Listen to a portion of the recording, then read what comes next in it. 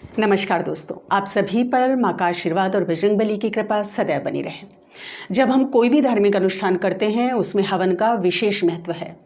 जब हम कोई भी मंत्र साधना करते हैं, पूजा करते हैं और यदि हवन को भी उसमें सम्मिलित कर लिया जाए तो हमारे धार्मिक अनुष्ठान का महत्व, उसका प्रभाव कई गुना बढ़ जाता है।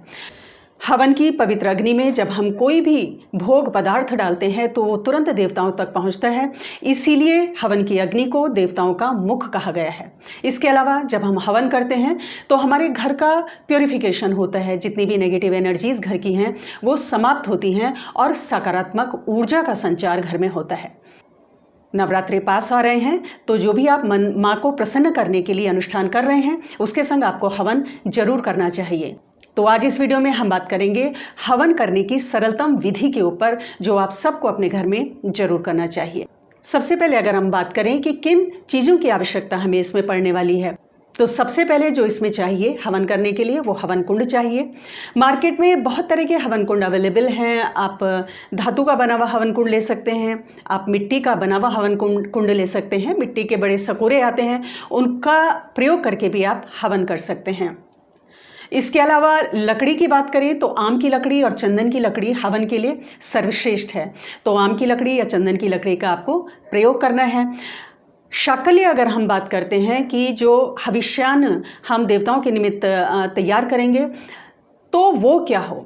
देखिए, मार्केट में ये जो हवन सामग्री है वो मिल जाती है, लेकिन मेरी सलाह है कि मार्केट की हवन सामग्री का प्रयोग आप ना करें, क्योंकि इस सामग्री में अशुद्धि हो सकती है। हवन सामग्री आप घर पर ही तैयार करें, क्योंकि आप भगवान के लिए और विशेषकर नवरात्रि में हवन कर रहे हैं तो माँ के लिए एक भोग तैयार कर रहे हैं, उनका भोजन तैयार कर रहे हैं, तो वो स्वयं अपने हाथों से पूर्ण पवित्रता के संग आपको तैयार करना चाहिए। देखिए, जो मैं स्वयं घर में हवन सामग्री तैयार करती हूँ वो आपको बता रही हूँ, जिसमें सबसे पहला काला तेल आपको लेना है, गाय का घी आपको लेना है, लौंग आप ले लें, नारियल जो सूखा नारियल होता है जिसे गोला कहते हैं उसका आप प्रयोग करें। उसको घिसकर बूरा भी आप बना सकते हैं नारियल का, तो क्वांटिटी ज़्यादा हो जाएगी।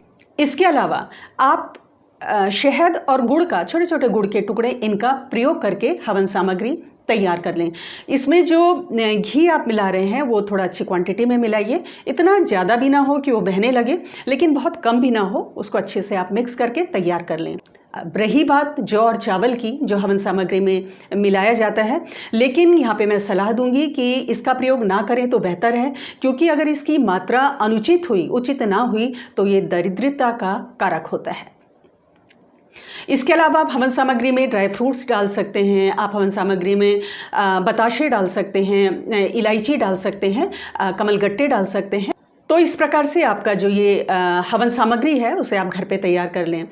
साथ ही आपको चाहिए एक घी का दीपक जो आपको हवन कुंड के पास रखना है। आपको चाहिए एक शुद्ध जल का पात्र जो तांबे का हो। और एक चीज़ का ध्यान रखेंगे, हवन सामग्री जिस चीज़ में रखेंगे या जो भी आप बर्तनों का प्रयोग करेंगे वो स्टील के बर्तन नहीं होने चाहिए, ये अशुद्ध माना जाता है। साथ ही कपूर आपको लेना है, क्योंकि कपूर की मदद से ही आपको अग्नि प्रज्वलित करनी है। अब बात करते हैं हवन की प्रक्रिया की।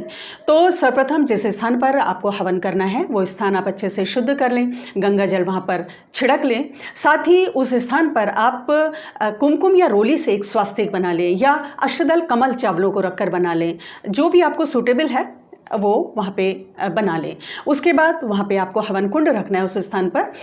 और चूंकि हवन कुंड में हम अपने भगवान के निमित्त, अपनी माता के निमित्त भोग अर्पित कर रहे हैं, हम अग्निदेव का इसमें आह्वान कर रहे हैं, तो सर्वप्रथम जो पूजन होना चाहिए वो हवन कुंड का होना चाहिए। तो हवन कुंड के पूजन में सर्वप्रथम आप हवन कुंड के चारों तरफ टीका करेंगे। तो देखिए, ये इस तरह के हवन कुंड आपको मार्केट में मिल जाएंगे।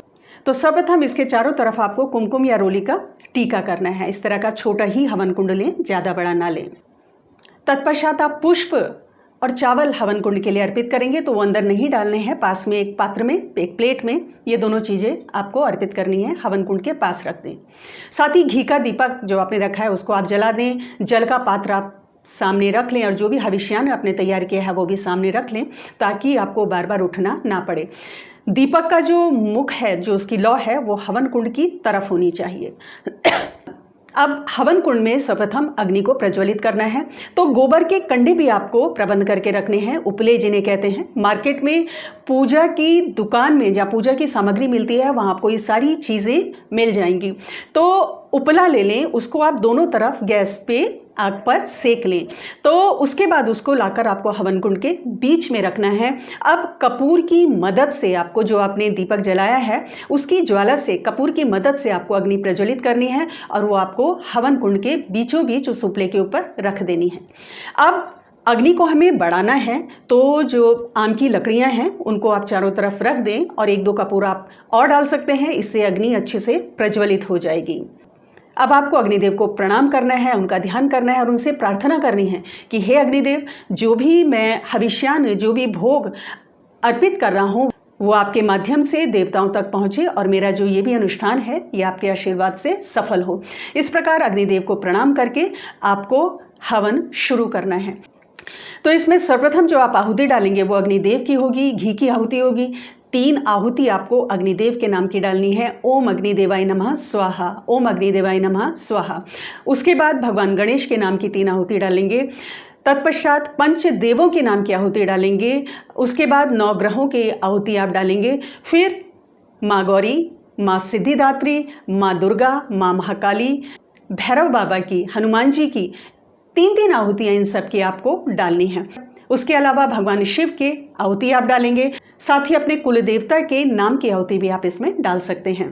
तो ये 3-3 आहुति आप डालेंगे और हर मंत्र, जिस मंत्र के संग आप आहुति डालेंगे, तो जब स्वाहा शब्द आप बोल रहे हैं उस समय आपको आहुति देनी है। जैसे ओम गणेशाय नमः स्वाहा, उस समय आपको आहुति देनी। उसके बाद आपको मूल मंत्र की आहुति देनी है। अब जो आपने यदि अनुष्ठान नवरात्रों में उठाया है किसी मंत्र का, तो उसका दशांश हवन, ये तो शास्त्रों में वर्णित है, तो आप दशांश हवन करें। इतना संभव नहीं है तो कम से कम 108 आहुति आपको अवश्य देनी चाहिए, जो भी आपका मूल मंत्र है। जैसे आपने नवाण मंत्र का अनुष्ठान उठाया है तो ओम ऐं ह्रीं क्लीं चामुंडाय विच्चे स्वाहा, इस तरह से ओम दुम दुर्गाय नमः स्वाहा, ओम क्लीं कालिकाय नमः स्वाहा, ओम हम हनुमते नमः स्वाहा, यानी अंत में, अर्थात अंत में स्वाहा लगाते हुए आहुति देनी है। यहाँ पे एक चीज़ का आपको ध्यान रखना है कि मृगी मुद्रा का आपको प्रयोग करना है। अब देखिए ये मृगी मुद्रा इस तरह से होती है, यानी आपका जो ये तर्जनी है और ये जो कनिष्ठिका है ये अलग होना चाहिए। आपका अंगुष्ठ, मध्यमा और अनामिका, इन तीनों की मदद से आपको आहुति देनी है। आहुति आपको इस तरह से नहीं देनी है, आहुति आपको इस तरह से देनी है, जो भी आपने हविष्यान उठाया और इस तरह से आहुति आपको देनी है। साथ ही इसमें एक चीज़ और करेंगे कि आप थोड़ा सा प्रसाद वितरित करना होता है। उसके लिए आप थोड़ा हलवा या खीर का प्रसाद आप ऑलरेडी बनाकर रखना है और एक आहुति अंत में उस की भी आपको देनी है। हलवा बनाया है तो हलवे की या खीर की आहुति दें, या कोई भी मिष्ठान आप वहाँ पर रख सकते हैं। हवन की संपूर्णता के समय आपको 11 रुपये वहाँ पर कम से कम दक्षिणा के रखनी चाहिए। अंत में जो लोटे में, जिस पात्र में आपने जल रखा है, उस जल का चारों तरफ छिड़काव करते हुए ओम शांति ओम शांति ओम शांति इस तरह से आपको करना है। लेकिन ध्यान रहे, जो आपकी जल के छींटे हैं वो अंदर अग्नि में नहीं जाने चाहिए। अग्नि के निमित्त भी हम छींटे देते हैं, लेकिन वो हवन कुंड के बाहर जाते हैं, अंदर नहीं जाना चाहिए, ये गलत होता है। तो इस तरह से आपकी हवन की प्रक्रिया संपूर्ण होती है। उस समय जब आप ये कर लेते हैं तो उसके बाद अपने सभी देवी देवताओं को प्रणाम करके उनका आशीर्वाद लें। माँ से प्रार्थना करें कि हे माँ, जो भी अनुष्ठान मैंने किया है नवरात्रों में ये सफल हो।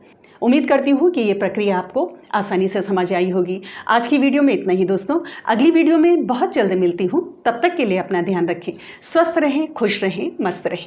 जय माता दी, जय बजरंग बली।